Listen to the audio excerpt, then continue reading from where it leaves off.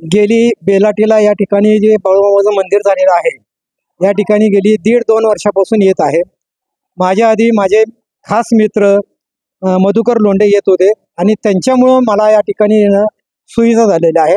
आणि बेलाटीमधील जे पाटील आहेत, या पाटलांनी इथं जे मंदिर बांधलं, या मंदिरामुळे सोलापूर आणि परिसरातील बऱ्याच लोकांना, भक्तांना कोल्हापूरला न जाता या सोलापुरातील बेलाटी येथे बाळूमामाचं दर्शन घेणं सहज शक्य झालेलं आहे. येथे येणाऱ्या प्रत्येक भक्ताची जी काही मनोकामना असेल, ही मनोकामना बाळूमामाच्या मार्फत या ठिकाणी पूर्ण होते. याची प्रचिती मला स्वतःलाही आलेली आहे. माझ्या मनातील बऱ्याचशा गोष्टी पूर्ण झालेल्या आहेत. या ठिकाणी आलं की मनाला खूप आनंद वाटतो, आदमापूरला गेल्यासारखं वाटतं. आणि या ठिकाणी जे काही भक्तांसाठी जो महाप्रसाद दिला जातो, तो महाप्रसाद 1-2 घास जरी खाल्ला तरी त्या ठिकाणी आपली मनशांती पूर्ण होते. आणि अशा रीतीनं बाळूमामाचं जे काही दर्शन या ठिकाणी घडत आहे, हे भाविकांना अनेक भाविकांना या ठिकाणी मिळत आहे.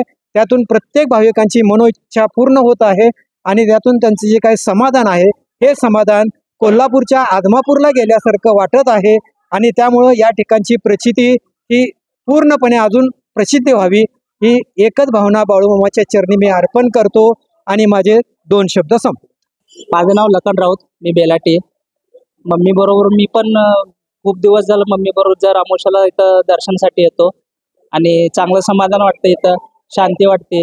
पूर्ण परिवारासोबत मी इथं जर अमावस्याला जर रविवारी इथं येऊन भेट देऊन जातो.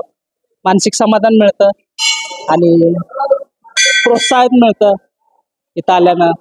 इथलं अन्नक्षेत्राचं अन्नदान, इतर गोष्टी, इथलं परिसरातील स्वच्छता वगैरे पाहून आनंद होतो.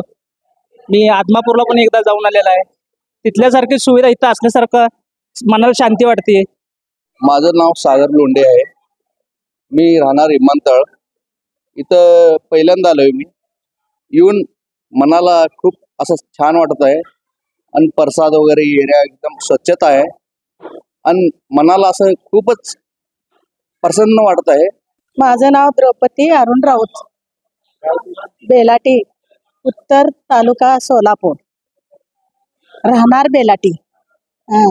मी पहिला गावाला नवीन बाळूमामा आल्यापासून 11 अमावस्या केल्यात चालत आणि त्याच्यानंतर माझी इच्छा पूर्ण झाली.